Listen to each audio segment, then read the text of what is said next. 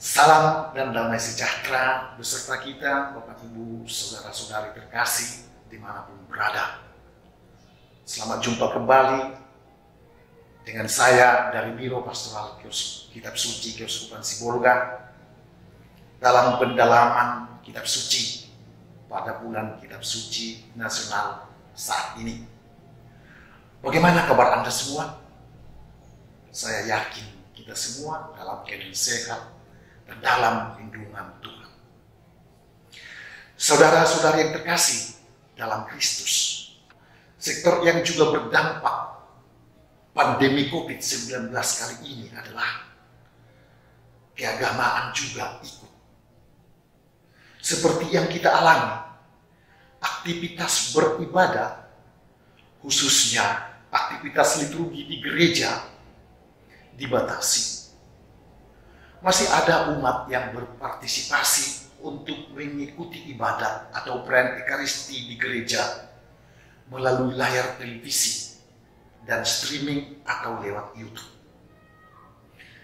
Jika sudah ada yang melakukan ibadat atau perayaan Ekaristi secara langsung, pesertanya harus dibatasi dan dengan protokol kesehatan yang begitu ketat, sesuai dengan aturan yang dibuat oleh pemerintah.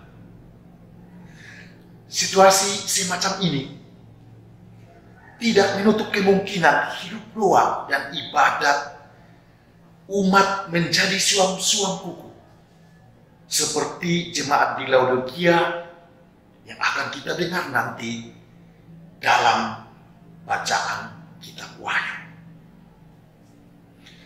Itu sebabnya kita perlu mendalami dan merenungkan sosok Yesus yang tampil sebagai sahabat bagi orang-orang yang bertobat, agar kita terdorong terus-menerus membayangkan pertobatan.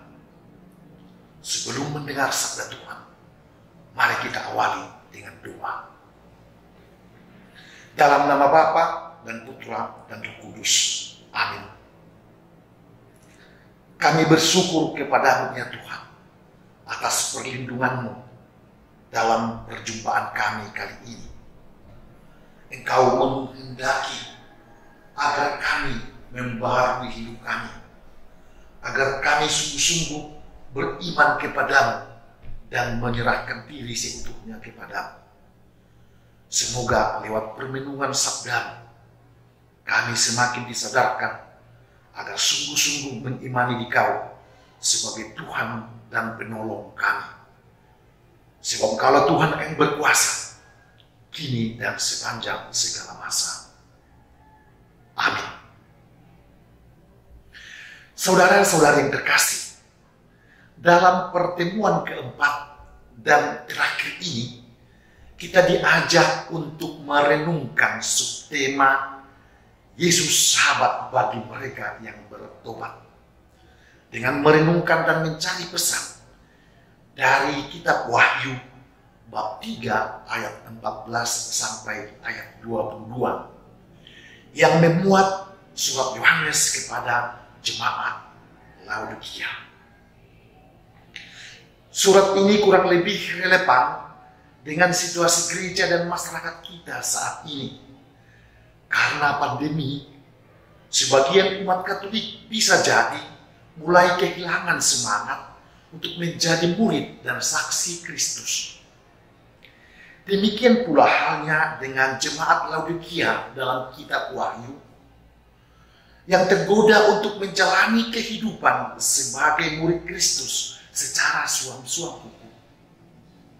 Melalui surat ini, kita diajak untuk menjalani hidup sebagai pengikut Kristus dengan penuh semangat dan dengan terus-menerus mengusahakan pertobatan.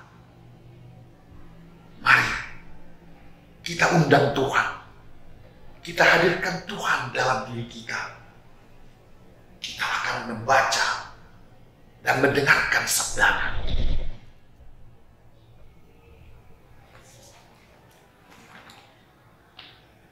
Pembacaan dari kitab Wahyu bab 3 ayat 14 sampai 21. Dan tuliskanlah kepada malaikat jemaat di Laodikia. Inilah firman dari Amin, saksi yang setia dan benar, permulaan dari ciptaan Allah. Aku tahu segala pekerjaanmu, engkau tidak dingin dan tidak panas. Alangkah baiknya jika engkau dingin atau panas.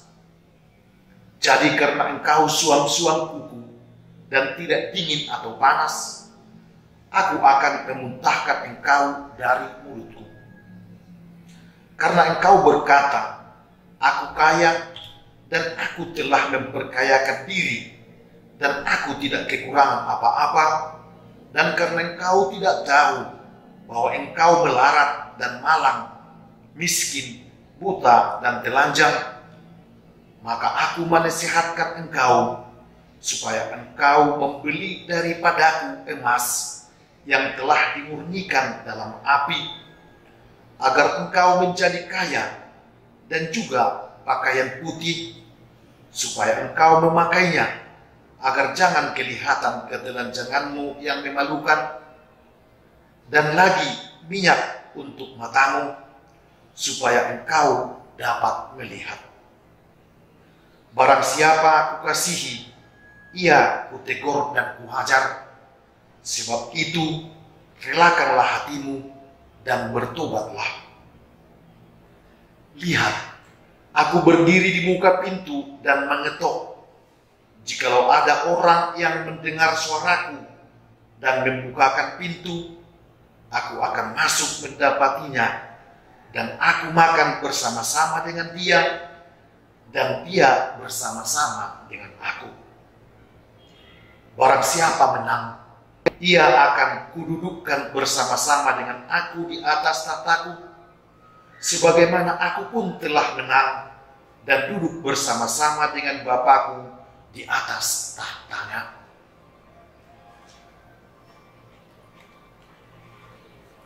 Saudara-saudari terkasih dalam Kristus, untuk memahami isi kitab suci tidak cukup hanya sekali saja dibaca, melainkan harus berulang kali, sehingga pesan yang akan kita ambil sampai kepada kita. Mari baca kembali perikop yang sudah kita baca tadi. Ulangi secara pelan-pelan membacanya, sehingga kita dapat menemukan kata atau ayat yang nas bagi kita. Misalnya, lihat, aku berdiri di muka pintu dan mengetuk. Terdapat dalam ayat 20. Akhirnya, kita mendapat kekuatan dengan kata atau ayat yang kita temukan itu. Bisa kita seringkan, bisa kita ambil maknanya, dan kita ungkapkan menjadi pengalaman iman kita kepada sesama. Untuk membantu kita dengan penjelasan dari perikop ini, maka beberapa pertanyaan refleksi dan penjelasannya seperti di bawah ini. Pertama, apa arti sebutan dan gelar Yesus sebagai Amin, saksi yang setia dan benar? Bisa kita temukan dan kita baca dalam ayat 14. Yesus yang memberi perintah untuk menulis dan mengirim surat kepada jemaat di Laodikia menyebut dirinya sebagai gelar Amin, saksi yang setia dan benar, seperti dalam ayat 14. Kata Amin merupakan kata standar yang dipakai oleh orang Yahudi untuk mengakui kebenaran dari apa yang dikatakan oleh orang lain. Ungkapan saksi yang setia dan benar yang menegaskan kata Amin sebelumnya. Dengan menyebut katanya Amin, saksi yang setia dan benar, Yesus mau menegaskan bahwa sabdanya sungguh-sungguh benar serta dapat dipercaya dan diandalkan. Orang tidak perlu lagi berusaha mencari kebenaran yang lain. sebenar kebenaran sudah ada di dalam diri Yesus. Ini dapat kita bandingkan dalam Kolose ayat 2 ayat 3. Sebutan dan gelar ini juga berimplikasi bahwa di hadapan Yesus, jemaat dituntut untuk berani melakukan introspeksi secara jujur, serta memperlihatkan keinginan yang serius dan tulus untuk mengubah hidup dan pola pikirnya. Yang kedua, apa yang dicelah oleh Yesus dari jemaat di Laodikia? Bisa kita baca dalam ayat 15 sampai 16. Saudara-saudara, jemaat di Laodikia dicela oleh Yesus karena kurang bersemangat dalam hidup rohani dan puas dengan prestasi diri mereka sendiri. Kurangnya semangat rohani itu digambarkan dengan ungkapan suam-suam kuku, tidak dingin dan tidak panas. Ini dapat kita baca dalam ayat 15 dan 16 yang disoroti sebanyak 3 kali. Ya, untuk menggarisbawahi bahwa seriusnya persoalan hidup dalam jemaat di Laodikia. Mereka tidak menjalani hidup sebagai pengikutnya secara total dan disiplin, sebab semangat hidup rohani mereka hanya suam-suam kuku. Dengan celaan ini, Yesus menginginkan agar mereka menghayati iman dengan semangat yang bernyala-nyala. Itu sebabnya Yesus digambarkan serasa ingin muntah melihat kualitas rohani hidup jemaat yang setengah-setengah itu. Yang ketiga, apa yang membuat jemaat Laodikia bermentalitas suam-suam kuku? Dapat kita baca pada ayat yang ke-17. Semangat suam-suam kuku jemaat Laodikia disebabkan karena mereka merasa mampu mencukupi diri sendiri dan cepat berpuas diri. Dengan harta dan kekayaan, mereka merasa hidupnya akan terjamin. Coba kalau kita baca ayat 17. Di sini tampak ada kontras yang tajam antara pernyataan yang membanggakan kekayaan dan percaya bahwa kekayaan itu memberikan jaminan hidup dan kebahagiaan untuk mereka. Karena itu, mereka tidak pernah berhenti berusaha memupuk harta. Apa yang mereka miliki seolah-olah tidak pernah memberikan kepuasan, sehingga mereka menginginkan lebih lagi. Ini yang mau diperbaharui oleh Yesus. Keempat, apa perintah Yesus bagi jemaat Laodikia setelah memberi nasihat? Dapat kita baca pada ayat 19. Yesus memberi sebuah perintah yang tegas, yakni relakanlah hatimu dan bertobatlah. Relakanlah hati adalah perintah agar bersemangat atau bernyala-nyala dalam semangat. Dengan kata-kata ini, Yesus mengajak jemaat Laodikia untuk berubah diri mentalitas suam-suam kuku. Mereka diminta untuk merelakan diri, dipenuhi dan dikuasai dan digerakkan oleh Roh Kudus. Bertobatlah tidak hanya berarti perintah untuk mengubah sikap dan perilaku dari yang tidak baik di masa lampau menuju yang lebih baik di masa depan, tetapi juga untuk mengubah cara pikir dan berperilaku.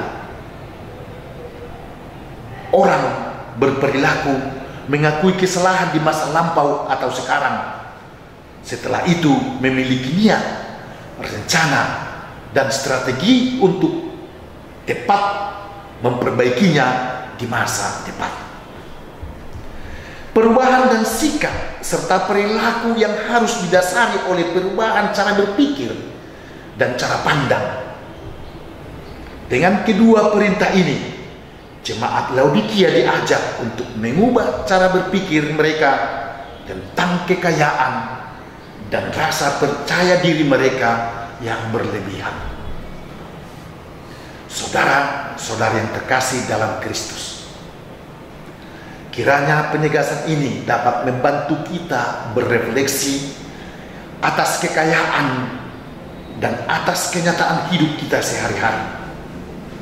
Kiranya kita tidak melulu mengandalkan harta dan kekayaan serta percaya diri yang berlebihan. Mungkin ada pengalaman yang serupa dengan kisah perikop di atas. Agar sabda ini menjadi kekuatan bagi kita, mari kita merenungkan beberapa hal di bawah ini. Bila perlu, kita ungkapkan sebagai sharing pengalaman iman bersama teman-teman sekomunitas. Apakah problem yang dihadapi oleh jemaat Laodikia juga aku alami sekarang ini? Dalam pengalaman hidupku, apakah nafsu serakah akan harta dan kekayaan mengikis iman dan kepercayaanku kepada Tuhan? Sejauh mana harta dan kekayaanku dapat berfungsi secara positif untuk mengembangkan hidup menggereja? Saudara-saudari, semoga permenungan dan pendalaman kitab suci ini dapat menjadi pedoman kita untuk mengembangkan hidup kita dalam kehidupan sehari-hari. Kiranya pendalaman dan urian ini berguna bagi kita dan membangun kehidupan rohani kita. Semoga kita tidak suam-suam suku, tetapi bersemangat, penuh iman kepada Kristus. Dalam nama Bapa dan Putra dan Roh Kudus. Amin. Sampai jumpa pada waktu yang akan datang. Tuhan memberkati.